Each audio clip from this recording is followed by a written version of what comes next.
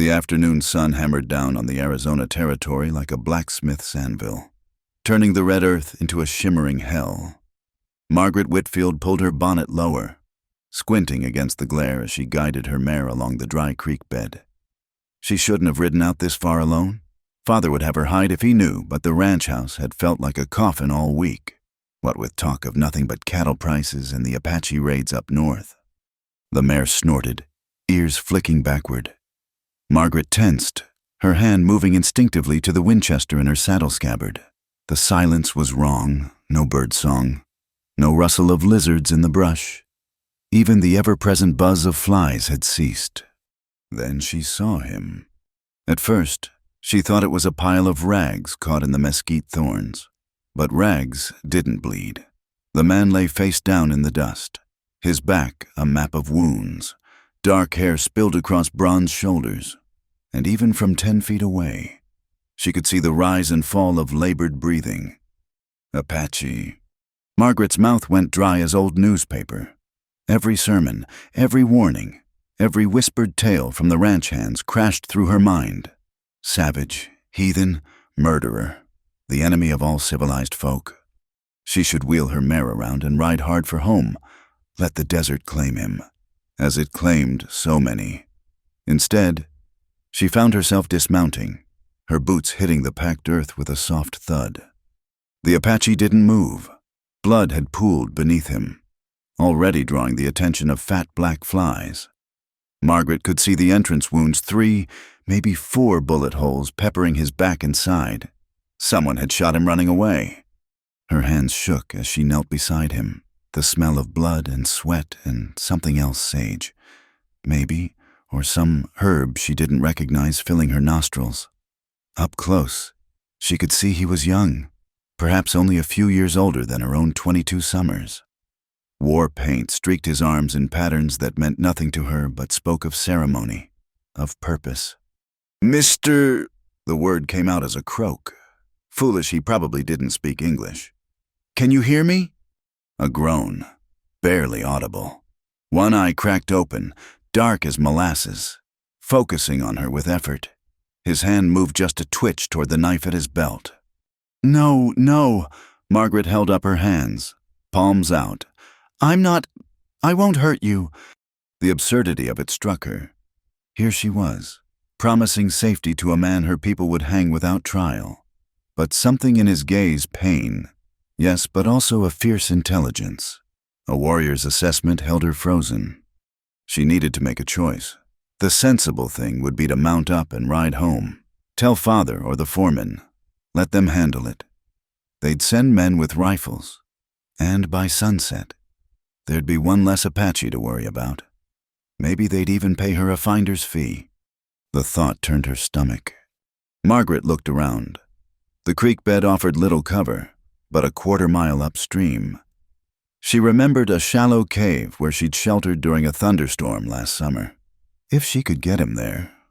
"Listen," she said, speaking slowly as if he might understand through sheer force of will. "I need to move you. Those wounds need tending." She reached for him, and he flinched, a hiss escaping through clenched teeth. Fresh blood welled up, and Margaret saw the problem the bullets were still in him. Mother of God, how was he even conscious?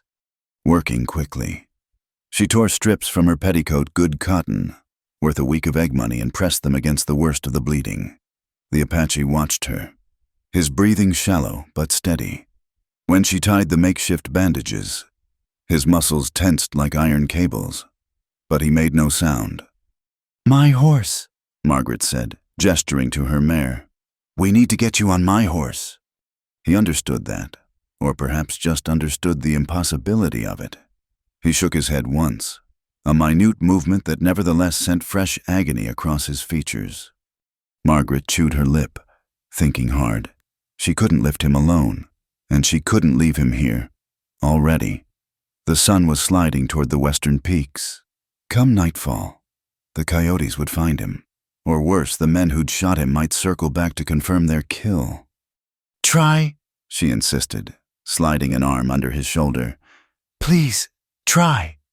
What followed was an eternity of struggle compressed into minutes. The Apache used every ounce of his warrior's training, pushing himself up with Margaret's help. She felt the heat radiating from his skin, fever already setting in. When he finally stood, swaying like a drunk on Saturday night, she realized he topped her by nearly a foot. Somehow, through a combination of determination and desperation, they got him draped across the mare's saddle. Margaret walked alongside, one hand on his back to keep him from sliding off, the other leading the horse.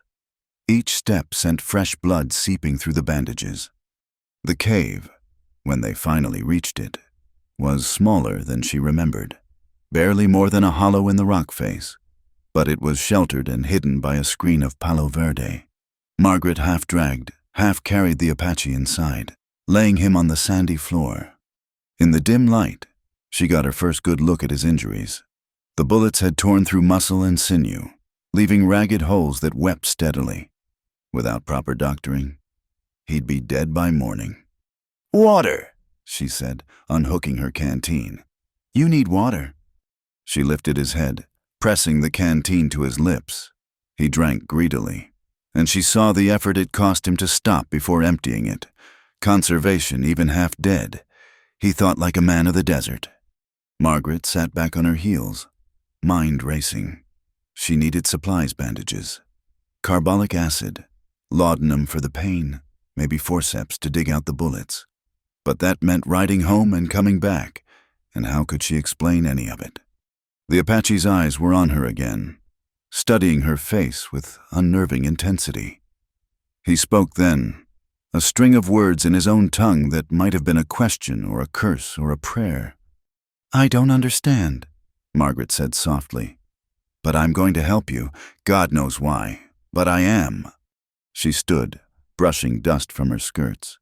"I'll be back, tonight, if I can manage it. Tomorrow for certain. Don't—" She paused, feeling foolish again. "Don't die." Outside, the sun was kissing the horizon, painting the desert in shades of blood and gold. Margaret mounted her horse, looking back once at the hidden cave. She was crossing a line. She knew, after this, nothing would be the same. But as she urged her mare toward home, all she could think about was the way he'd looked at her, not with hatred or fear, but with something that might have been wonder, as if she were the unexpected thing in his world, the element that didn't fit the story he'd been told. The ranch lights twinkled in the distance, and Margaret squared her shoulders. She had lies to tell and supplies to steal, and somewhere in the back of her mind, a voice that sounded suspiciously like her late mother whispered, "Some things are worth the trouble they bring." By the time she reached the ranch gate, full dark had fallen. The night sounds of the desert rose around her, owl calls and coyote song and the whisper of wind through sage. And back in a hidden cave, an Apache warrior fought to keep breathing, to stay alive long enough to see if the white woman with sun-colored hair would keep her word. The laudanum bottle felt heavy in Margaret's pocket as she slipped through the pre-dawn darkness. 3 days had passed since she'd found him. 3 days of stolen moments and careful lies. Father thought she was tending to a sick mare in the far pasture. The hands believed she was gathering herbs for her headaches. No one questioned a rancher's daughter who'd always been given to solitary rides. The Apache, she still didn't know his name, was awake when she ducked into the cave. His fever had broken yesterday, but his eyes still held that glassy sheen of pain. He'd managed to prop himself against the cave wall, and she noticed he'd moved the knife to his left side, within easier reach of his good arm. "Morning," she said softly, setting down her bundle. Bandages torn from old sheets, a jar of honey from the pantry, willow bark tea in a ceramic jug. "How's the pain?" He watched her unpack, his expression unreadable. When she approached with fresh bandages, he didn't flinch anymore. Progress, she supposed. Margaret had managed to extract 2 bullets on the second night, working by lamplight with her mother's sewing scissors boiled in whiskey. He'd bitten down on a leather strip, his whole body rigid with agony, but he'd never cried out. The 3rd bullet was too deep, lodged somewhere near his ribs. It would have to stay. "Let me see," she said, gesturing to his wounds. He understood that much now, shifting to give her access to his back. The honey was working no sign of infection, though the flesh around the wounds was still angry and swollen. As she worked, he spoke, not to her exactly, but a steady stream of words in his language. She'd begun to recognize certain sounds, repeated patterns. Sometimes she thought he might be praying. Other times, the cadence suggested he was telling stories, perhaps to keep his mind off the pain. "I brought something," Margaret said when she finished with the bandages. From her bundle, she produced a small slate and chalk remnants from her own schooling. "Names. We should know each other's names." She wrote carefully, Margaret, then pointed to herself. "Margaret." He studied the marks, then took the chalk with his good hand. His letters were uncertain, but clear, Naichi. "Naichi," she said, testing the unfamiliar sounds. His lips quirked, not quite a smile, but close. He pointed to her writing, then made a gesture she'd come to understand meant again. For the next hour, they traded words, simple things, water, food, hot, cold. He learned faster than she did, his mind sharp despite the pain. When she wrote horse, he drew a pictograph beside it that somehow captured the essence of the animal in just a few lines. The sun climbed higher, sending slanted rays into the cave. Margaret knew she should leave, but something held her. Maybe it was the way he listened when she talked, even though he couldn't understand most of it. She found herself telling him about the ranch, about her mother's death 2 winters past, about the loneliness that sat like a stone in her chest. Naichi reached out suddenly, his fingers brushing her hand where it rested on her knee. When she looked up, startled, he pointed to his chest, then to hers, then made a gesture that seemed to encompass the space between them. The same, it seemed to say, "We are the same in this." Over the following weeks, their communication deepened. Margaret brought a Bible not for preaching, but for teaching, the Book of Genesis, with its simple words and repetitive phrases, proved useful. Naichi would point to words he recognized, connecting them to Apache concepts she could only guess at. He taught her things too, how to read the weather and the behavior of ants, which plants could ease pain, which would clean wounds. He showed her how to move silently, placing her feet just so to avoid the loose stones that might give her away. One afternoon, as she changed his bandages, he caught her wrist. His thumb traced the calluses on her palm from years of rope work and riding. "Strong," he said in English, one of his new words. Margaret felt heat rise in her cheeks. "Ranch work," she mumbled, "makes everyone strong." He shook his head, pointed to her, then to his wounds, then made an encompassing gesture. Not just physical strength. He seemed to say something more. As his healing progressed, Naichi grew restless. He'd stand at the cave mouth for hours, watching the desert with the intensity of a hawk. Margaret understood he was a warrior, used to freedom. The cave must feel like a prison. "Where will you go?" she asked one day, when his meaning was clear. "When you're healed." He pointed south, toward Mexico maybe, or the mountains where remnants of his people still held out. Then he looked at her, a question in his eyes she pretended not to understand. The first time he walked outside the cave, Margaret stayed close, ready to catch him if he fell, but he moved with returning grace, each step more confident than the last. They walked to a small spring hidden in a cluster of cottonwoods, and she watched him kneel to drink, his movements ritualistic, respectful. "Water is sacred," he said carefully, using his new English. "Give thanks." That evening, as purple shadows stretched across the desert, he tried to explain something important, using the slate, gestures, and his growing vocabulary. He told her about his raid, how they'd been ambushed, how he'd seen his brother fall before the bullets found him too. "I'm sorry," Margaret whispered, and meant it. How strange, to mourn Apache dead when all her life she'd been taught to fear them. But Naichi's grief was a human thing, universal and recognizable. He touched her face then, his fingers gentle against her cheek. "You save," he said. "Why?" How could she explain what she didn't understand herself? That seeing him bleeding in the dust had shifted something fundamental in her world, that every moment in this cave had chipped away at 22 years of certainty. "Because," she said finally, "leaving you would have been wrong." He nodded as if this made perfect sense. As the days passed, the space between them seemed to shrink. When she tended his wounds, her hands lingered. When he helped her with Apache words, his breath warm against her ear sent shivers down her spine. They were dancing around something dangerous, and they both knew it. One night, a thunderstorm trapped her in the cave. She'd meant to leave before the rain came, but the sky opened suddenly, turning the desert into a temporary sea. Naichi gave her his place against the dry wall, settling himself closer to where the rain misted in. "You'll get soaked," she protested. He shrugged. "Am warrior. Rain is nothing." But she could see him shiver as the temperature dropped. Without thinking, she opened her arms. "Come here. We'll share the warmth." He hesitated, understanding the line they would cross. Then, moving carefully to protect his still tender wounds, he settled beside her.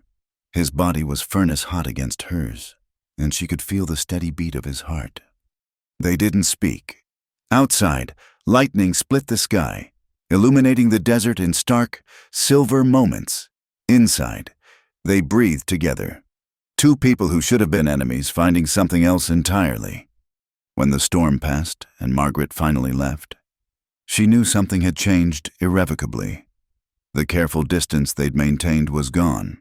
In its place was a pull as strong as gravity, as dangerous as the flash floods that could sweep away the unwary. At the cave mouth, Naichi caught her hand. "Margaret," he said, her name still accented but clear. "Tomorrow." "Tomorrow," she promised, and meant more than just her return. Tomorrow and tomorrow and tomorrow, stretching into a future she couldn't quite see but desperately wanted to reach. The ride home seemed endless. Every star above felt like an eye watching her transformation. Margaret Whitfield, proper rancher's daughter, was falling in love with an Apache warrior. It was madness. It was impossible. It was already too late to stop. The sound of horses made them both freeze. Naichi moved with the fluid speed of a hunting cat, pressing himself against the cave wall. Margaret's heart hammered so hard she was certain it would give them away. "Miss Margaret." The voice belonged to Jake Colton, the ranch foreman. "You in there saw your mare tied up outside." Margaret's mouth went dry. She stepped toward the cave entrance, trying to block the view inside with her body. "Just gathering herbs. Jake, you startled me." Jake dismounted, his spurs jangling in the afternoon quiet. He was a lean man, weathered by 40 years under the Arizona sun, with eyes that missed nothing. "Your pa's been asking after you, says you've been gone too much lately." "I told him about the sick mare," Margaret said, forcing her voice steady. "Mare's fine. Saw her myself this morning in the near pasture." Jake's eyes narrowed, trying to peer around her into the shadows. What's really going on? Miss Margaret. Behind her, she sensed rather than heard Naichi shift position. His knife would be in his hand now, despite his wounds. If Jake came any closer... "It's female troubles," Margaret blurted, heat flooding her cheeks. "I've been coming here for privacy. The herbs help with the monthly pains." Jake's weathered face reddened, and he took a step back. Most men would rather face a stampede than discuss women's ailments. "Ah, well, that's... Your PA still wants you home by supper. I'll be along shortly." Jake turned to go, then paused. "Funny thing, though, Tom Henderson swears he saw Apache sign down by Skeleton Ridge. Fresh tracks, maybe a week old. You haven't seen anything unusual out here?" Margaret's throat tightened. "Nothing at all." "You be careful. Miss Apache are tricky. Sometimes they watch a place for weeks before they strike. His hand rested on his pistol. If you see anything at all, you ride hard for home. I will. She watched Jake mount up and ride away, dust devils spinning in his wake. Only when he disappeared over the ridge did she dare breathe again. Her hands were shaking as she turned back into the cave. Naichi stood pressed against the wall, tension radiating from every line of his body. The knife glinted in his hand. When their eyes met, she saw the warrior. He was dangerous, lethal, ready to kill to survive. He knows something, Naichi said in his careful English. No, he's just cautious. Everyone is, with the raids.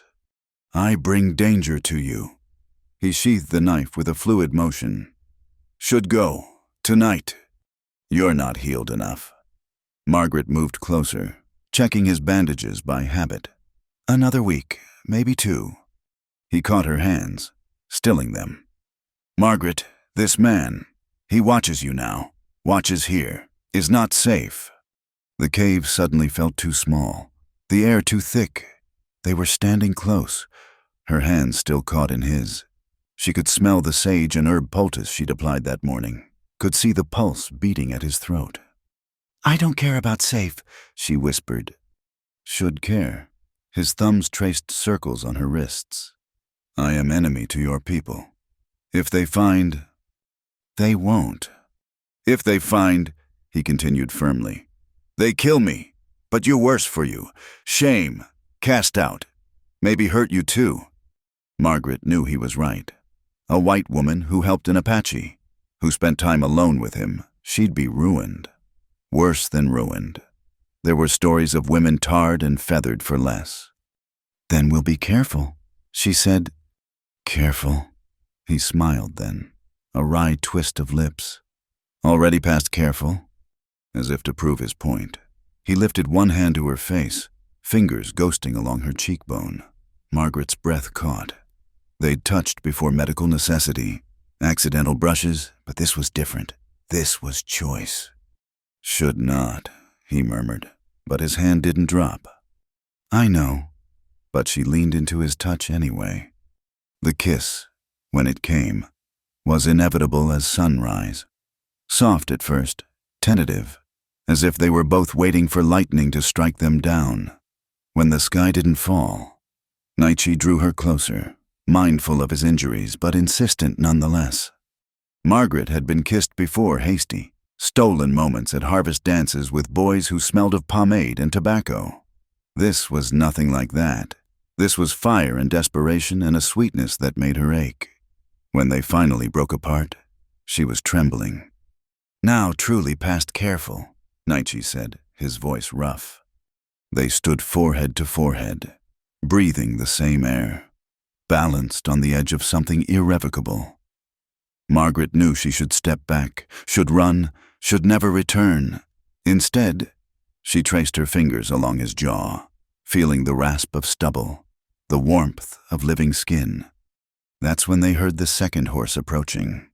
This time, Naichi didn't wait. He pulled Margaret deeper into the cave, into a narrow crevice she'd never explored.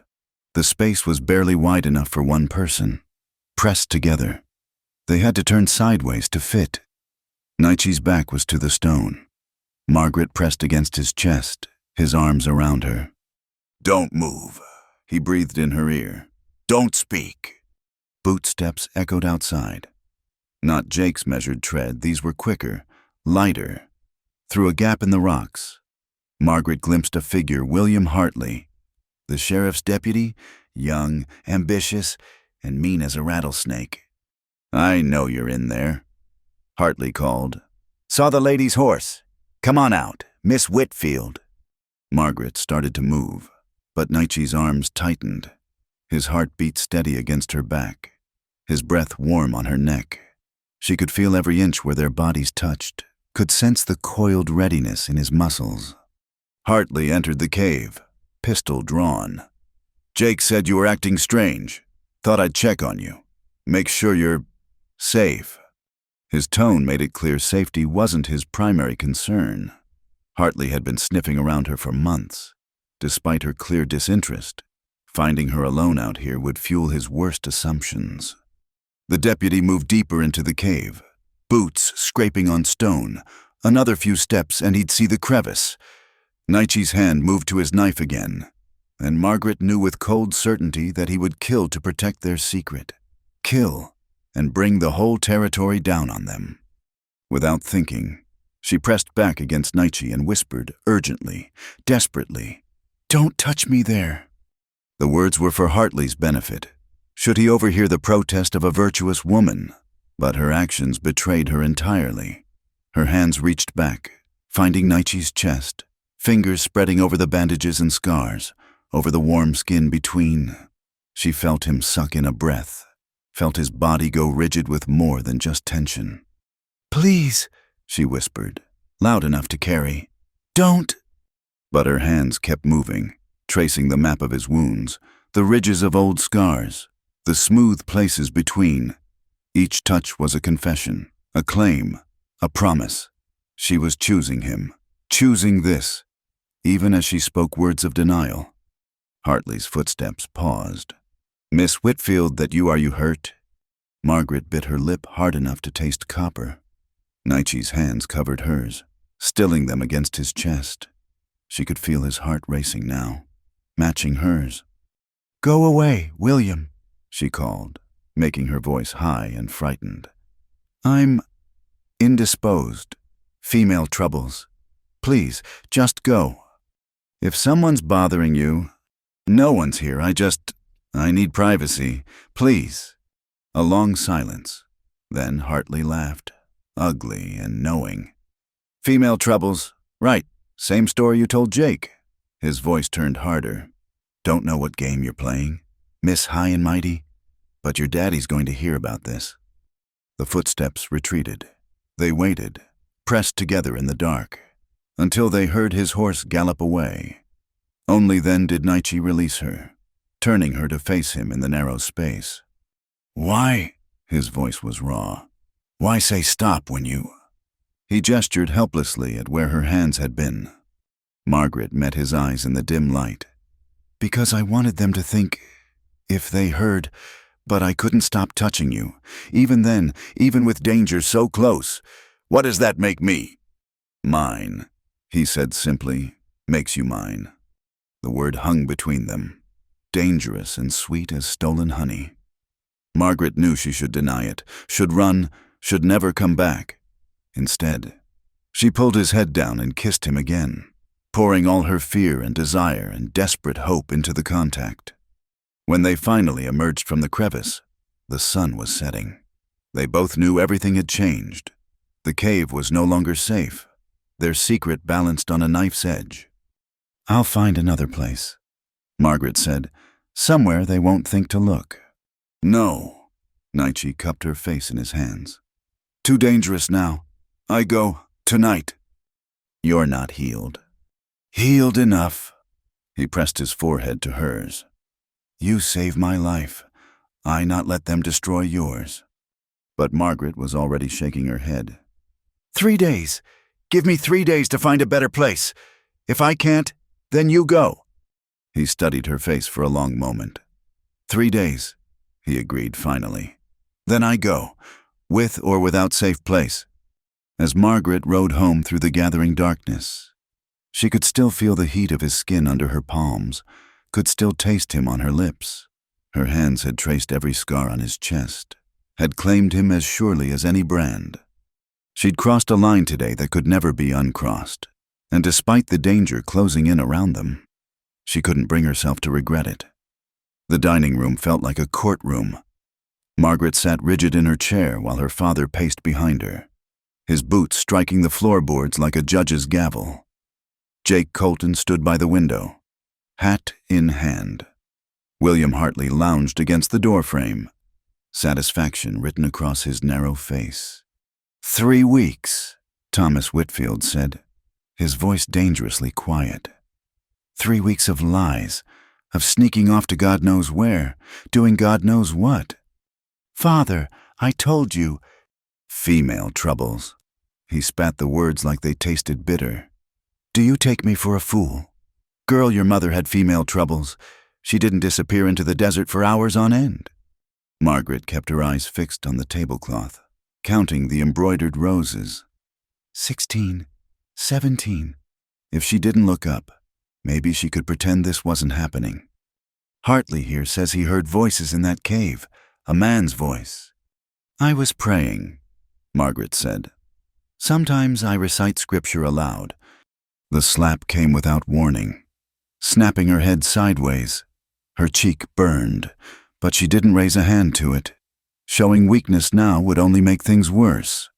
Don't compound your sins with blasphemy. Thomas growled. I've sent word to Fort Buchanan. The cavalry will sweep every cave and canyon within 10 miles. If you've been meeting some drifter, some no-account saddle tramp. There's no one. The lie came easily now, practiced and smooth. We'll see about that. Thomas turned to Jake. Postmen at the ranch roads. She doesn't leave this house without escort. Yes, sir. And you? Thomas rounded on Hartley. I suppose you want some kind of reward for this information. Hartley's smile was oil on water. Just doing my civic duty, Mr. Whitfield. Though I have always admired your daughter, perhaps if she had more suitable companionship, she wouldn't seek it in caves. Margaret's stomach turned. Her father was actually considering it. She could see it in his calculating gaze. We'll discuss it, Thomas said finally. After this mess is sorted, Margaret, go to your room. You'll take supper there until I decide what to do with you. She rose on unsteady legs, managing to walk past Hartley without flinching when he murmured, Soon, sweetheart. In her room, Margaret pressed her back against the door and fought the urge to scream. The cavalry would find the cave. They'd find evidence, bloodstains, the slate they'd used for lessons, maybe tracks, and they'd hunt Nietzsche down like an animal. She had to warn him. Her window faced the stable, and old Miguel kept the evening watch there. He'd been with the ranch since before she was born, had taught her to ride, had covered for her childhood mischief more times than she could count. If anyone would help. Margaret waited until full dark, then scratched softly at her window. Miguel appeared like a ghost, his weathered face creased with worry. Señorita, your father. I know. She pressed a folded paper through the window. I need you to ride to Cave Creek. There's a hollow in the rocks about a quarter-mile upstream. Leave this there, please. Miguel, I've never asked you for anything like this before. The old man studied her face. This trouble, it is bad. The worst kind. He took the paper. I see nothing. I know nothing. Thank you. Margaret spent the night at her window, watching the horizon. Near dawn, she saw dust plumes cavalry riders spreading out like locusts. Her warning might have come too late. The next 2 days passed in agony. Her father questioned her repeatedly, sometimes alone, sometimes with Hartley present like a vulture waiting for carrion. They showed her things found in the cave, the slate, scraps of bandage, a shell casing from Nietzsche's rifle, Apache sign. The cavalry lieutenant reported, recent, someone was living there, maybe watching the ranch. You see, Thomas grabbed Margaret's chin, forcing her to look at him. You could have been killed. Or worse, these savages have no respect for Christian women. Margaret thought of Nietzsche's gentle hands, the way he'd turned away when she'd needed to adjust her clothing, his careful maintenance of proper distance until she'd been the one to cross it. But she said nothing. On the 3rd day, Hartley made his move. I've been thinking, he said, finding her alone in the kitchen garden. This scandal could ruin you, but I'm a forgiving man. Marry me, and no one need know the details of your adventures. I'd rather die. His face darkened. You might, if that Apache comes back for you, unless you have protection. A husband's protection. Get out! Think about it. He caught her wrist as she tried to pass. I'm your best option now. Margaret, only option. Really. Who else would have you after this? She wrenched free and fled to the house. But his words followed her. He was right, her reputation was in tatters. Even if they never found Naichi, the suspicion would cling to her like smoke. That night, the dream came again. Naichi in chains, being dragged behind a horse, the townspeople throwing stones, her father building the gallows himself.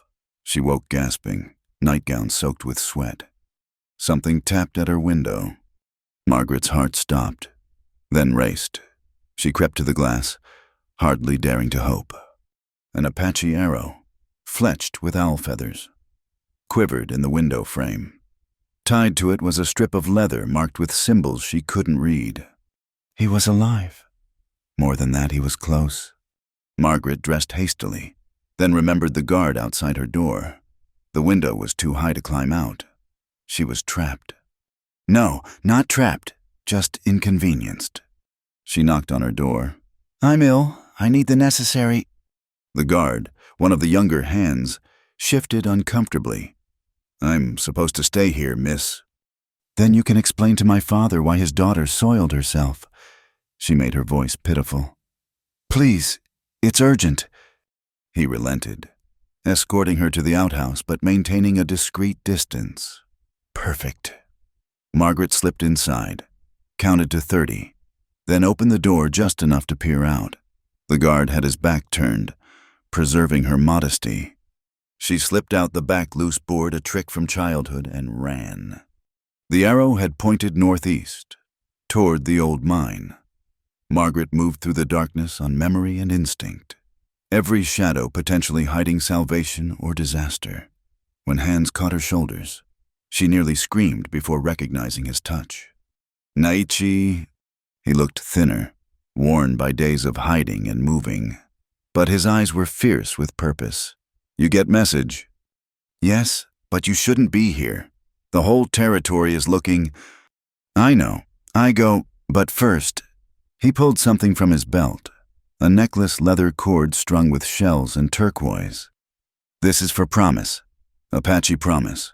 You wear means you are under protection of my clan, my family, even if I am gone."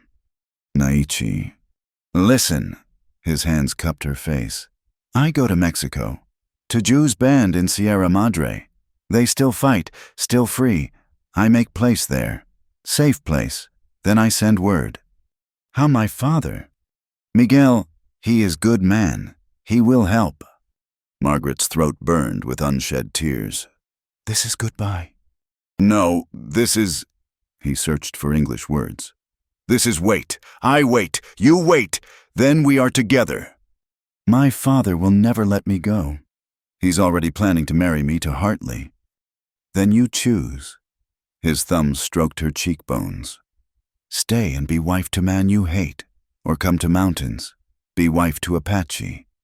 Wife? The word sent lightning through her. "Is that— are you asking—" I'm saying, you are already my woman here." He pressed a hand to his heart. "But I make it true in both worlds, Apache way, white way, any way you need." Margaret pulled him down and kissed him fiercely, pouring all her fear and love and desperate hope into the contact. When they broke apart, she was crying. "I'll come," she whispered. "I don't know how, but I'll come." Spring. He wiped her tears with the gentle fingers. "When snow melts in high places, I send Miguel map, supplies. You be ready." Spring. It seemed a lifetime away. They clung to each other in the darkness, both knowing it might be the last time. Then voices carried on the wind search parties spreading out from the ranch. "Go," Margaret urged. "Go now." He pressed the necklace into her hands. "Remember, you are Apache woman now. Be strong like Apache woman." One last kiss, fierce and brief, and he melted into the shadows. Margaret watched until she couldn't distinguish him from the desert itself. Then she tucked the necklace inside her bodice and ran back toward her prison.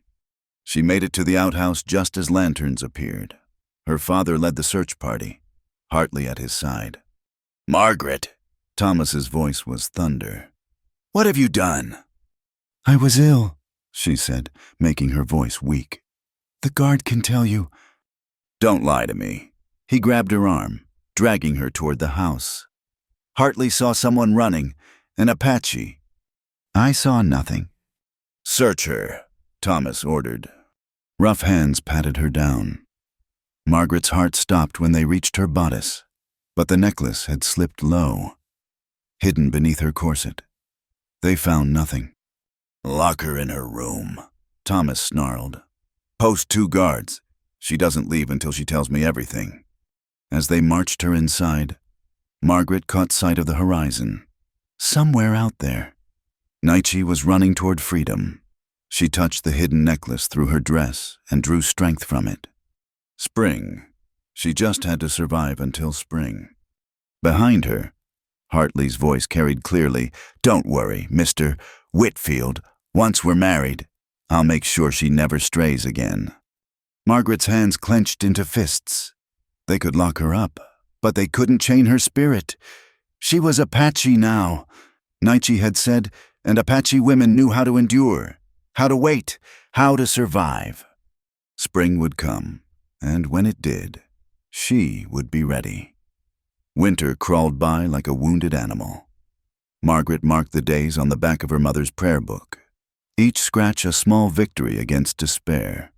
Her father had turned her room into a comfortable prison books to read, needlework to occupy her hands, meals delivered on china plates, but bars were bars, whether made of iron or isolation.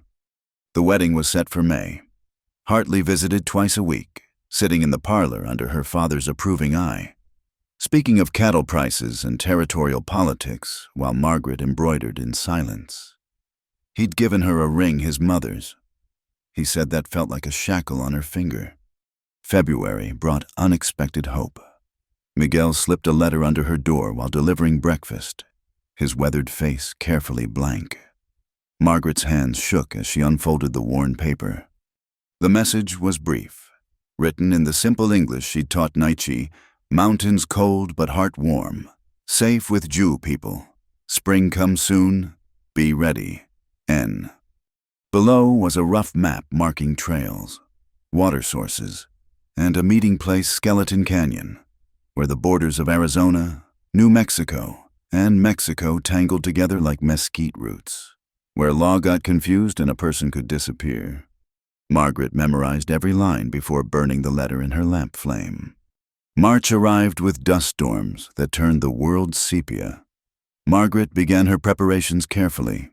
A few items at a time: dried beef stolen from the pantry, matches wrapped in oilcloth, her mother's silver combs that could be traded for supplies. She hid them in a canvas bag beneath loose floorboards, adding to the cache whenever the guards grew careless. The hardest part was pretending, smiling at Hartley's possessive touches, discussing wedding dress patterns with the seamstress, letting her father believe his wild daughter had finally been broken to bridal. "You're being sensible at last," Thomas said one evening, satisfaction thick in his voice. "Hartley's a good man. He'll give you children, stability, help you forget this madness." Margaret kept her eyes downcast. "Yes, Father." "The Apache was caught, up near Fort Grant."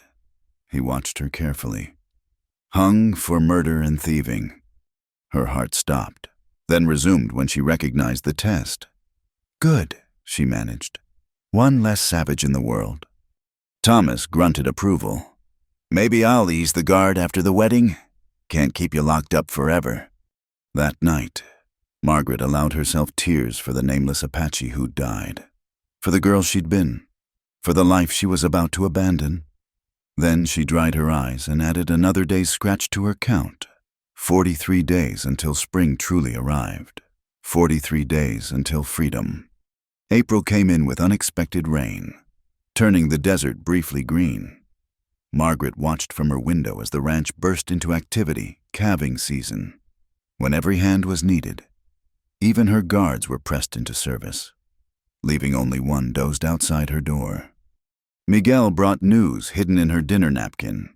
Canyon 3 days after Easter moon. Supplies waiting at Old Lime Kiln, via con Dios. Easter fell on April 15th. The lime kiln was 5 miles north, abandoned since the mine played out. 3 days after Easter would put her flight on the 18th, 1 week before the wedding. Margaret began to eat more. Building strength, she walked circles in a room until her legs ached, preparing for hard riding.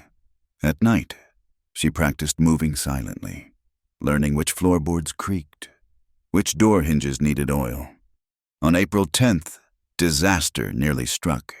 The seamstress arrived for a final fitting, and the woman's helper, a sharp-eyed Mexican girl, stared at Margaret's throat. "What a pretty shadow," the girl said in Spanish, thinking Margaret wouldn't understand. "Like a necklace has been worn there a long time." Margaret's hand flew to her neck. The leather cord had indeed left a faint mark where it rested beneath her clothes. She forced a laugh. "Too much sun in my younger days." But the seamstress was already looking, already wondering. Margaret endured the fitting with ice in her veins, then waited until dark to move her hidden supplies to a new location, the root cellar. Less convenient, but safer. April 15th. Easter dawned clear and bright. The ranch attended sunrise service at the mission. Margaret under heavy guard. She prayed with fervor that surprised her father, though her prayers were not quite what he imagined. That night, she wrote 2 letters. The first, to her father. "By the time you read this, I will be gone. I am not stolen or kidnapped. I go of my own free will to a life of my own choosing. Please do not search for me. I am already dead to the world, you know. Your daughter, Margaret." The second, to Miguel. "Thank you for your kindness to a wild child who became a wilder woman. Watch for the dawn star. I will think of you when I see it. M." April 17th. Her last night in the bed she'd slept in since childhood. Margaret lay awake memorizing the ceiling cracks, the way moonlight fell through curtains her mother had sewn, the distant sound of cattle lowing, somewhere beyond the horizon. Night she waited. The thought gave her strength. She rose at 3, dressing in the dark split riding skirt, sturdy boots, her plainest blouse. The necklace hung openly at her throat now. No point in hiding anymore. The guard outside snored steadily. Margaret had been adding drops of laudanum to the coffee she brought him each evening, claiming Christian charity. Tonight's dose had been generous. The window had always been her escape route. She'd spent weeks loosening the frame, oiling the hinges. It opened silently. The drop was 8 feet, nothing to a girl who'd grown up climbing barn rafters. She landed soft as a cat, froze, listened. Nothing but night sounds and her hammering heart. The root cellar yielded her supplies. The stable was the dangerous part. Horses knew her, might nick her welcome, but luck held. Her mare, Buttercup, seemed to understand the need for silence. Margaret saddled her quickly, efficiently, every movement practiced 1,000 times in imagination. Leading the horse, she walked a full mile before mounting. No galloping that would carry too far in the still air. Just a steady walk, eating ground, putting distance between herself and everything she'd known. Dawn caught her at the lime kiln. The supplies were there as promised: food, water, ammunition, even a rifle, and something unexpected, a set of man's clothes and a serape. Smart. A lone woman would draw attention. A Mexican vaquero might pass unnoticed. Margaret changed quickly, tucking her hair under a flat-crowned hat. The clothes smelled of sage and wood smoke. She wondered if they were Naiche's. By full light, she was 15 miles gone, following deer trails through chaparral. Her father would have discovered her absence by now, would be rousing the ranch, sending riders in all directions. But they'd expect her to run for town, for the railroad, for civilization, not deeper into Apache territory. The first night alone tested her resolve. Every sound might be pursuit. Every shadow could hide enemies: Apache who didn't know she wore Naiche's protection, whites who'd shoot first at any Indian-dressed figure. She slept fitfully, one hand on the rifle. The second day brought harder choices. The direct route to Skeleton Canyon led through open country. The safer path wound through mountains but would add a day. Time she might not have. Margaret chose the mountains. That night, camped in a box canyon, she heard horses, many horses, moving fast. She pressed against the rocks, hardly breathing, as a cavalry patrol thundered past. They were heading for the border, riding hard, looking for her or just another Apache hunt either way. They'd pushed her timeline forward. On the morning of April 18th, Margaret reached the overlook above Skeleton Canyon. The sun painted the rocks like old bones, and she understood the name. Somewhere down there. Naichi waited. Or didn't. 3 days from Easter could mean many things. What if he'd been delayed? What if her father had guessed the plan? She studied the canyon through her mother's opera glasses. Another item she'd thought to pack. Their movement near a cluster of cottonwoods. A flash of color that might be a blanket. Margaret had to choose. Ride down into what might be a trap, or turn back to what? A forced marriage, a life of quiet desperation, slow death of the spirit. She touched the necklace at her throat, remembered Naichi's words, "Be strong like Apache woman." Margaret Whitfield, soon to be Margaret Hartley, respectable rancher's wife, died on that ridge. The woman who rode down into Skeleton Canyon had no name yet, no history, no future mapped out by others. Only a choice, freely made, and a wild hope burning in her chest like prairie fire. The cottonwoods grew larger. The movement resolved into a figure tall, lean, patient as stone. Naichi. He stepped out of the shadows as she approached, and Margaret forgot every word of every language. She half fell from the saddle into his arms, and for a long moment they just held each other, real and solid and alive. "You came," he said into her hair. "Did you doubt?" "Every day, every night." He pulled back to study her face, thumb tracing her cheekbone. "But also knew, you are Apache woman. Apache woman always finds way." Behind him, other figures emerged, 2 Apache warriors, a Mexican trader with pack mules, the beginning of their escort to the Sierra Madre, to Jews' people, to a life she couldn't imagine but had chosen anyway. "Ready?" Naichi asked. Margaret looked back once at the northern horizon, where her old life lay. Then she turned south, toward Mexico, toward the unknown, toward freedom. "Ready?" she said, and meant it with every fiber of her being. The desert tried to kill them on the second day. They'd ridden hard through the first night, putting distance between themselves and pursuit. The 2 Apache warriors, Naichi introduced them as Taza, and Cayita rode point and rear. Reading signs Margaret couldn't see, the Mexican trader, Joaquin, led the pack mules with practiced ease, humming tunelessly under his breath. By noon, the heat was a living thing, pressing down like a flat iron. Margaret's skin burned beneath the men's clothing, and her throat felt lined with sand. But she didn't complain. Apache women didn't complain. "Patrol," Taza said suddenly, pointing north. Dust plumes rose like smoke signals against the bleached sky. Without a word, they veered east into badlands that looked like the earth's broken teeth. The horses picked their way through arroyos and over ridges that crumbled at a touch. Behind them, the dust plumes paused, circled, then continued south. "They lost us," Margaret said. "Maybe." Naichi's eyes never stopped scanning. "Maybe they want us to think so." They rode until the horses stumbled with exhaustion. Camp that night was a shallow overhang, barely enough to call shade. No fire, the smoke would mark them like a flag. Margaret chewed dried meat that tasted like leather and tried not to think about the ranch kitchen, about fresh bread and cool milk. "You regret?" Naichi asked softly, settling beside her. "No?" The word came instantly, surely. "Just adjusting." He smiled, that rare full smile that transformed his stern features. "First day's hardest, gets easier. When you stop thinking like white woman, start thinking like desert." Margaret wasn't sure what that meant until the 3rd day. when their water ran low. Joaquin's mules had carried full barrels, but 6 people and animals drank deep in the heat. The map showed a spring near Guadalupe Pass, but maps lied in this country. They found the spring fouled, poisoned by a dead deer upstream. The horses snorted and backed away. Margaret's throat constricted at the sight of water they couldn't drink.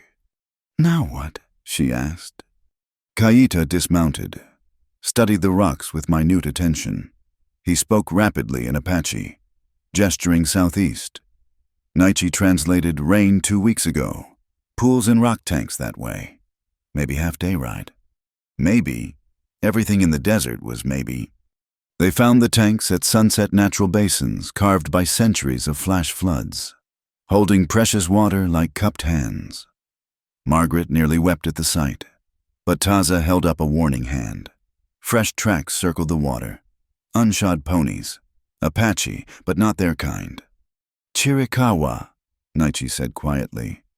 "Maybe hostile, maybe not. We wait." They waited through the night, taking turns on watch.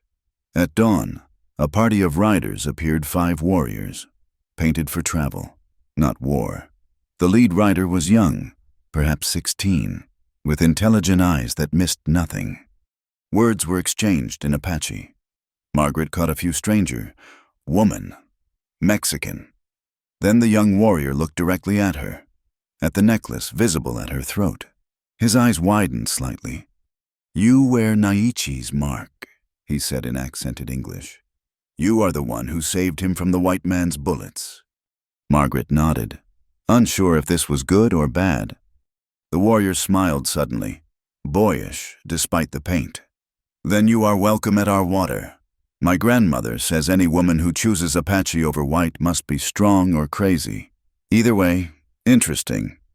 They shared the tanks peacefully, even exchanged news. The cavalry was thick as fleas along the border.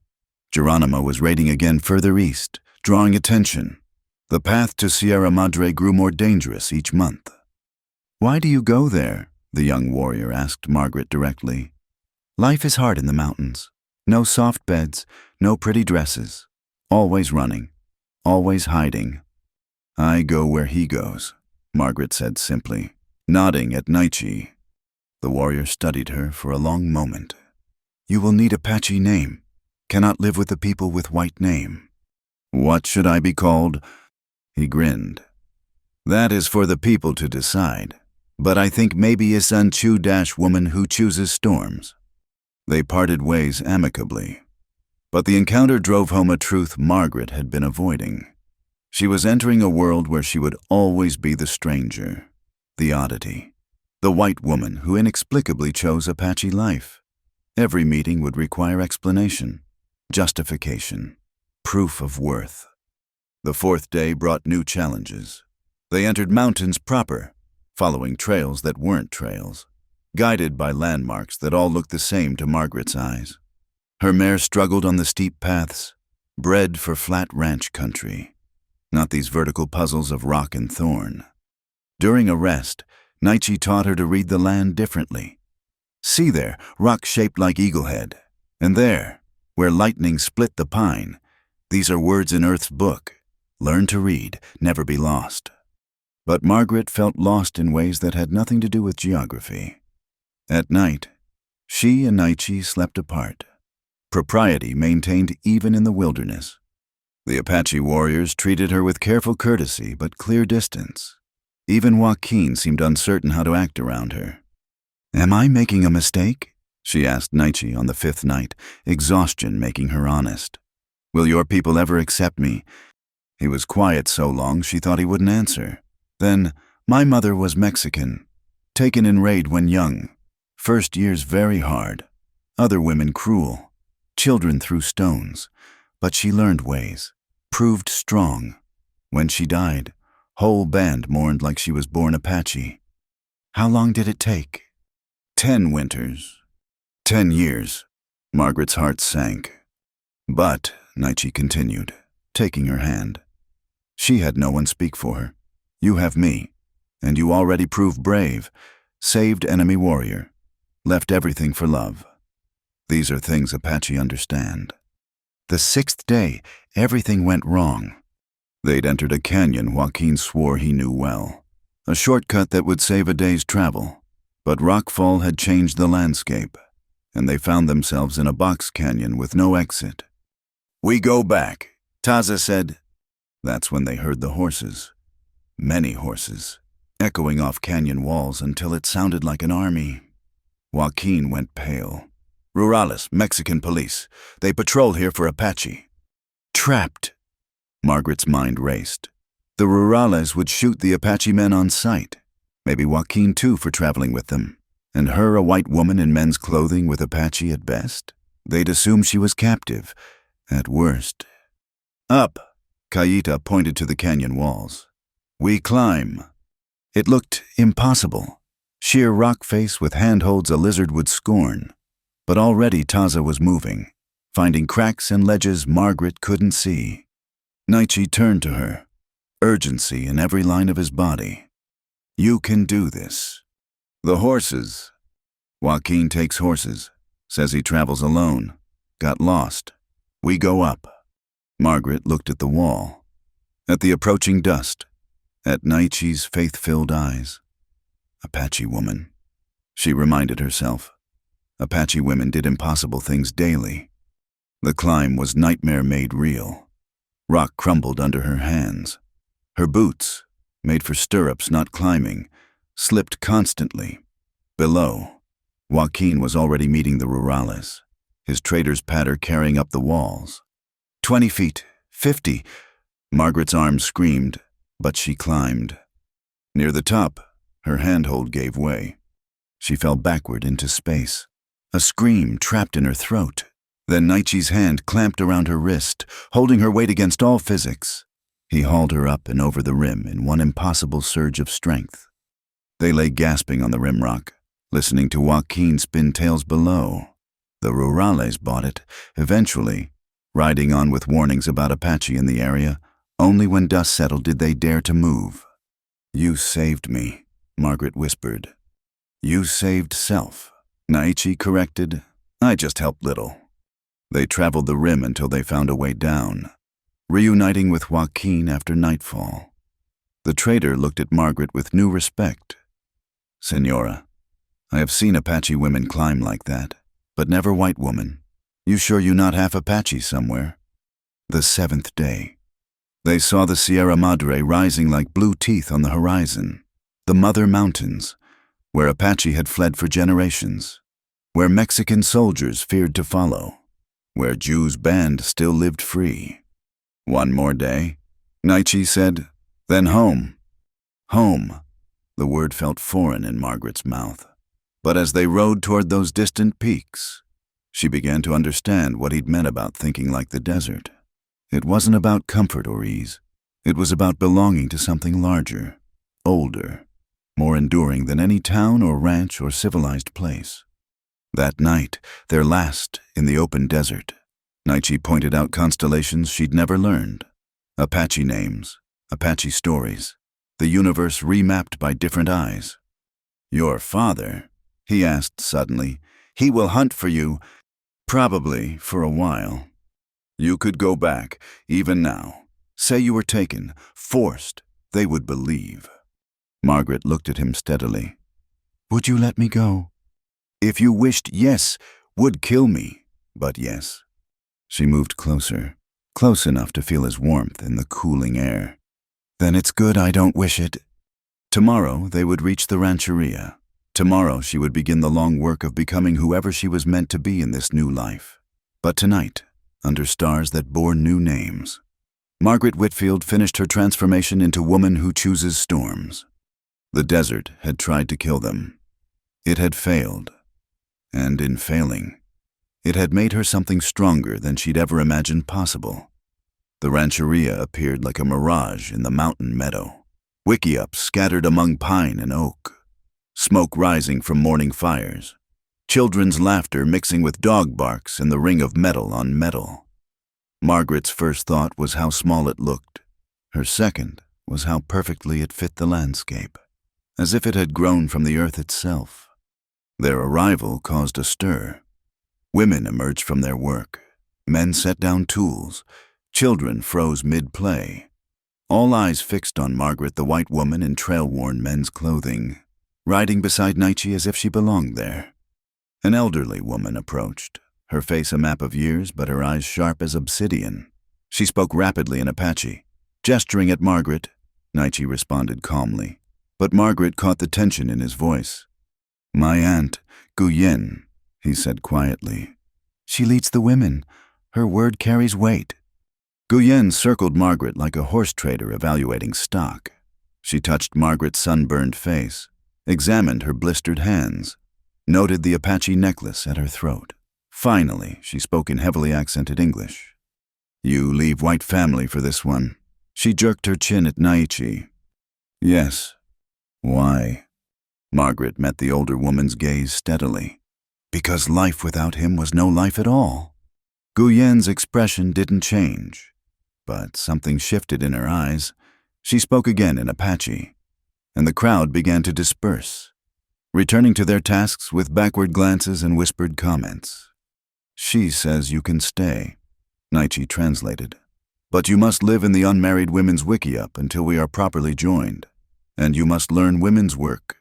No special treatment for white skin." "I don't want special treatment." Guyen snorted. "We see."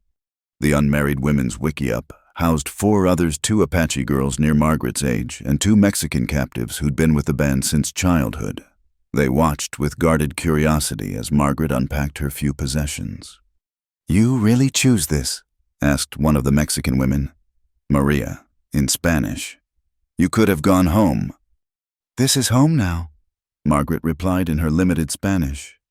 Maria exchanged glances with the others. "Then you're braver or stupider than we thought." The work began immediately.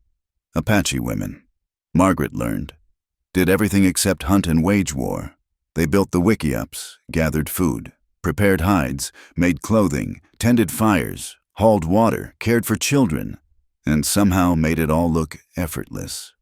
Margaret's first task was gathering mezcal.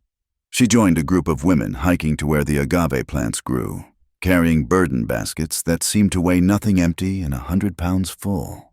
The women chatted and laughed as they worked, but conversation died when Margaret approached.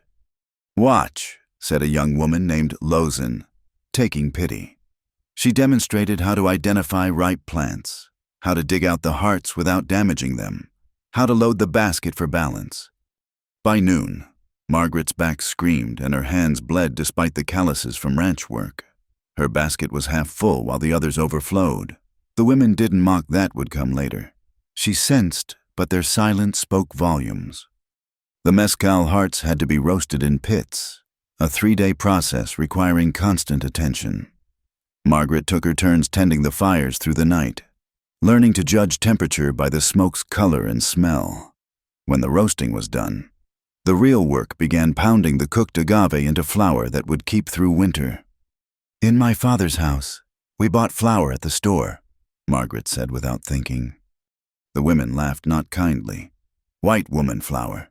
One said, "Weak, no strength. Apache flour makes warriors." Margaret pounded harder, until her arms went numb and past numb to a strange floating sensation. When she finally finished her small portion, Lozin silently pushed another basket toward her. No rest for the weak or white. Naichi she saw only at a distance. Propriety demanded they avoid each other until properly married, and he was often gone hunting, scouting, sitting in council with the men. When their eyes met across the camp, the look had to sustain her through days of loneliness and nights of doubt. The children were the cruelest and the kindest. They followed Margaret everywhere, mimicking her clumsy attempts at tasks they'd mastered as toddlers. But they also taught her, showing her which roots were good to eat, how to find water-bearing plants, where the best clay for pottery lay. White hands, they called her, for her skin that wouldn't brown properly despite the sun. Later, when she spilled an entire basket of piñon nuts she'd spent hours gathering, it became drops everything. The name stung, but she understood she had to earn a real name, an Apache name. 3 weeks in, fever struck the camp. It started with the children high temperatures, chest pain, struggling breath. The medicine woman, ancient beyond counting, worked tirelessly with herbs and prayers, but the sickness spread. Margaret found herself in the sick wiki-up, memories of nursing Nietzsche flooding back. She recognized the symptoms pneumonia, though she didn't know the Apache word. At the ranch, they'd treated it with mustard plasters and camphor steam.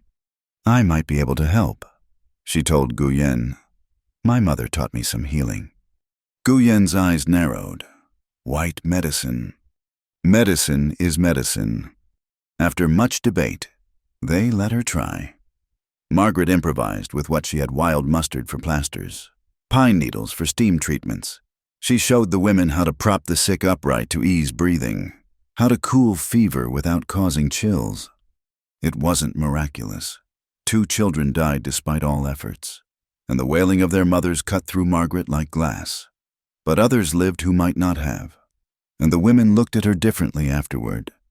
Maybe not completely useless, Guyen conceded. The wedding came without warning. Margaret woke one morning to find the women decorating her hair with flowers and painting her face with red ochre. A dress appeared soft doeskin decorated with beads and shells, smelling of smoke and sage.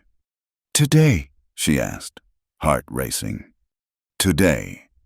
Lozin confirmed. Nietzsche has waited long enough. Guyen agrees. The ceremony was unlike anything in Margaret's experience. No priest, no church, no vows in the Christian sense.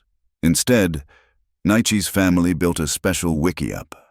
Margaret and Nietzsche entered from opposite sides, met in the center, and shared a meal from the same bowl while the band sang around them.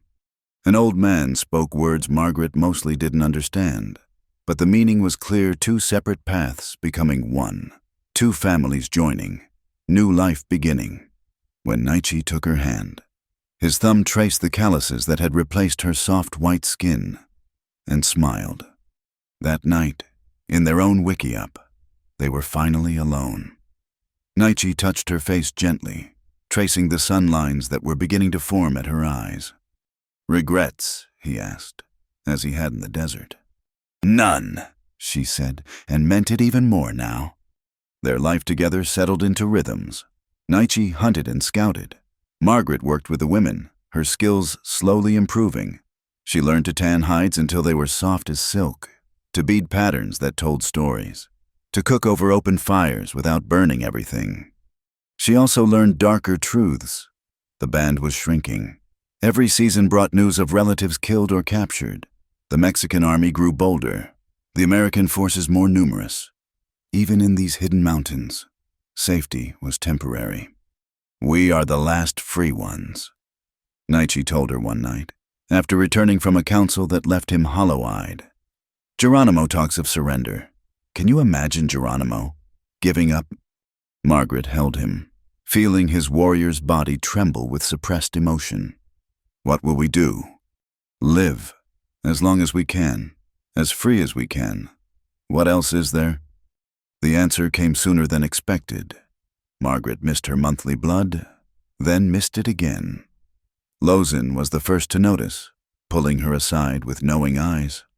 You carry a child. Fear and joy warred in Margaret's chest. How can I raise a baby here, always running, never safe?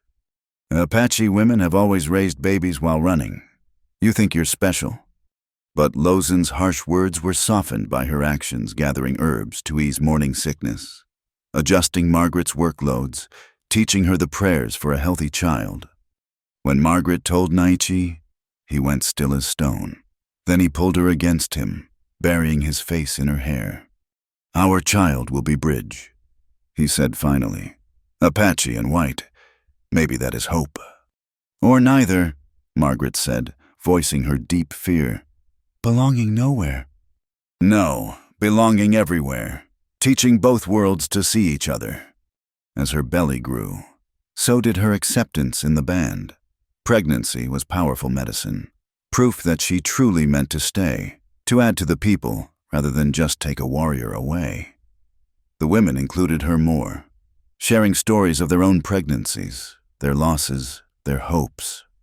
Guyen herself attended the birth, which came during a thunderstorm that shook the mountains. Margaret bit leather and tried not to scream, remembering Nietzsche's silence during his bullet surgery. The pain was different, but equal. Wave after wave that threatened to tear her apart. "A girl," Guyen announced at dawn, placing the squalling infant on Margaret's chest. Small but fierce, like her mother. They named her Ayana Eternal Blossom for the flowers that bloomed despite drought and frost. She had Nietzsche's dark eyes and Margaret's stubborn chin, skin the color of honey, hair that promised to be wild as her mixed heritage. Looking at her daughter, Margaret finally understood what Nietzsche had meant about thinking like the desert. It wasn't about hardship or survival. It was about blooming where you were planted, finding beauty in harsh places, adapting without losing your essential self. "My grandmother says you need Apache name now," Nietzsche said, cradling their daughter with infinite gentleness. "She suggests Isan-san-na, woman who learns new ways." Margaret tested the sounds, strange on her tongue but right in her heart. Outside, dawn painted the mountains gold and rose. Inside, their daughter nursed fiercely, already fighting for her place in the world. "Isan-san-na," Margaret repeated. "Yes, that's who I am now." The white woman who'd fled her father's ranch was gone. In her place stood an Apache wife and mother, still learning, still struggling, but no longer lost. The mountains had tested her and found her worthy. The desert had tried to break her and made her stronger instead. And in her arms, the future nursed and gurgled and waved tiny fists at the world brown and white. Apache and American, proof that love could bridge any divide, given courage enough and time. The letter came on a day when eagles circled high above the rancheria, riding thermals toward heaven. Joaquin, the trader who still brought supplies despite the danger, handed it to Margaret with eyes that wouldn't meet hers. "From the north," he said simply, "from your father's lawyer." Margaret's hands trembled as she opened the water-stained envelope. Ayana, now walking on sturdy legs that had inherited her father's grace, tugged at her skirts, chattering in the mix of Apache and English that was her natural tongue. "Thomas Whitfield died this past winter." The letter read, "Pneumonia took him. As his only heir, you inherit the ranch and all holdings. Please return immediately to settle affairs. Otherwise, the property will be sold at auction." Margaret sank onto a rock, the paper crumpling in her fist. Her father dead. The man who'd raised her, imprisoned her, driven her away.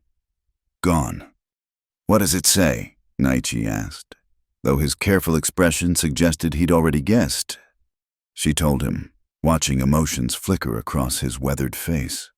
10 years in these mountains had aged them both. Silver threaded his hair now, and lines mapped the corners of her eyes. But they were strong lines, earned through survival and laughter alike. "You could go back," he said finally. "Take our daughter. Give her the life of comfort, education, safety." Margaret looked around the rancheria, smaller now. Maybe 30 souls where once there'd been 50. The endless pressure of soldiers, sickness, and starvation had worn them down like water on stone. Even now, they might have to move again. Mexican troops had been spotted 2 valleys over. "Is that what you want?" she asked. "I want our daughter to live." His voice cracked slightly. "I want you both to live." That night, Margaret couldn't sleep. She walked to the edge of camp where an ancient pine stood sentinel. From here, she could see for miles, mountains folding into mountains, stars thick as spilled flour across the sky. Somewhere beyond those peaks lay her father's ranch, her childhood home, a life that now felt like someone else's dream. Guyen found her there, moving silent as shadow despite her 70 winters. "You think of leaving," the old woman said, not a question. "I think of my daughter. What's best for her?" "Best," Guyen spat. "Best is mother and father together. Best is knowing who you are. Your daughter knows. She is indeed the people, also white. Both things. One person. You take her to white world. She becomes half of herself. She could have education, opportunities. To be servant to marry white man who sees only her color to forget her father's songs. Guyen's voice softened. I had sister once, taken by Mexicans young, raised in their ways. When we found her 20 winters later, she had forgotten our language, forgotten her name. She looked at us like we were strangers. That kind of opportunity. Margaret thought of Ayanna that morning, helping the other children gather piñon nuts, singing the counting song Lozen had taught her, perfect in 2 languages, at home in her skin. But the danger. Everywhere is danger. Your father's house. Was that safe? Did walls protect you from wrong marriage? From death of spirit? The old woman left her with those words. When Margaret returned to their wickiup, she found Naichi teaching Ayanna to string a child's bow, their heads bent together in concentration. Show, Mama, Ayanna demanded, drawing the tiny bow with perfect form. She's a natural, Naichi said, pride evident, like her mother with rifles. Margaret made her decision then, watching them together, but she had one more goodbye to make. She wrote back to the lawyer, instructing him to sell the ranch, but not to just anyone, to Miguel, the old vaquero who'd helped her escape. The price would be whatever he could afford over time. The rest of the money should establish a fund for the mission school, specifically for Apache children who wished to learn reading and writing without losing their own ways. You're sure? Naichi asked when she told him. I'm sure, but... She hesitated. I want to go once more, to see his grave, to close that door properly. Will you come with me? It took a month to arrange. The band would move to winter quarters while they were gone. Taza and Kayita would accompany them, protection and witnesses both. Ayanna stayed with Lozen, safer than traveling into hostile territory. The journey north felt like traveling backward through time. Each mile stripped away years until Margaret felt 22 again, fleeing toward love instead of away from duty. But when they reached the valley overlooking the ranch, she saw how much had changed. The house looked smaller, paint peeling, garden overgrown. Only Miguel's tiny adobe showed signs of care. He met them at the cemetery gate, older but unbowed. Senora Margaret, he said simply. Welcome home. This isn't home anymore, old friend, but thank you. Thomas Whitfield's grave was marked with expensive marble, already weathering in the desert sun. Margaret knelt beside it, not to pray, but to remember. The man who'd raised her, loved her in his rigid way, failed to see her as anything but property to be managed. I forgive you, she said to the stone, and I thank you. Your hardness taught me to be strong. Your blindness taught me to see. I hope you found peace. She left her mother's Bible on the grave, the one thing she'd kept all these years. Let it return to the earth with them. They stayed one night in the old house, ghosts in every corner. Naichi walked the rooms like a warrior in enemy territory, but Ayanna's absence was the real discomfort. Home was where their daughter laughed, and she wasn't here. Before leaving, Margaret visited the cave where it all began. The bloodstains had long faded, but she could still see Naichi lying there, could still feel the moment of choice that changed everything. No regrets, Naichi asked, echoing their old ritual. Only one, Margaret said. That it took me so long to understand. Love isn't about choosing between worlds, it's about creating a new one. They returned to find the band celebrating a successful hunt. No soldiers sighted for weeks. And best of all, news that Geronimo and his followers had found sanctuary in the Blue Mountains. Perhaps the tide was turning.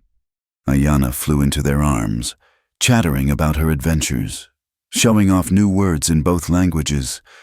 Watching her, Margaret understood what legacy meant, not land or gold or written names in record books. Legacy was this: a child who moved between worlds like wind between trees, carrying songs and stories forward. Years passed, some peaceful, some running. The band grew smaller but tighter, bound by shared survival. Margaret became the keeper of two medicines, Apache plant wisdom and white healing knowledge, teaching anyone who would learn. Children who scorned her as white hands now brought their own children to learn at her knee. Naichi's hair went white as winter snow, but his eyes stayed fierce with life. He led hunts until his body betrayed him, then taught young men the old ways, ensuring nothing was lost. When the sickness finally took him, not bullets or soldiers, but simple age and wear, Margaret held him as he'd once held her in a narrow cave, whispering love in two languages until breath became wind. She buried him Apache way, with his weapons and war honors, facing the rising sun. The band sang him to the spirit world while eagles circled overhead, and Margaret knew with bone-deep certainty he was free. After, Guyen, ancient beyond measure but still sharp, pressed something into Margaret's hand. A necklace, twin to the one Naichi had given her 40 years ago. "For your daughter's daughter," she said, "so she remembers." Apache is not blood only, is choosing to live, choosing to love, choosing to be strong when everything says surrender. Margaret Isan San Na lived to see that granddaughter born, to whisper the old stories in her ear, to teach her that home was not a place, but a people, not a single world, but the bridge between many. When her own time came, surrounded by children and grandchildren of various bloods and blends, she thought of that young ranch woman who'd chosen love over safety, storm over shelter. No regrets, not one. They buried her beside Naichi, and the wind through the pines sang in two languages, telling their story to any who would listen. How love had conquered fear, how courage had rewritten fate, how a white woman and an Apache warrior had created something new under the desert sun, a future where their granddaughter could stand proud in both worlds, belonging everywhere, strong as the mountains that sheltered them. The necklaces were passed down, generation to generation, and with them the story, not of conquest or submission, but of choosing, always choosing, love over fear, courage over comfort, the unknown trail over the marked path. And in the end, that was legacy enough. Thank you for listening to this tale from the Wild West, where love knew no boundaries and courage rewrote destiny. I'm curious, where are you listening to this story? Are you driving through your own desert highways, sitting by a warm fire, or perhaps stealing a moment during your daily routine? Please subscribe to From Wild West channel and share your thoughts in the comments below. Let's connect across the miles, just as Margaret and Naichi connected across worlds. Your stories of love, choice, and courage matter too. Until next time, keep riding toward your own horizons.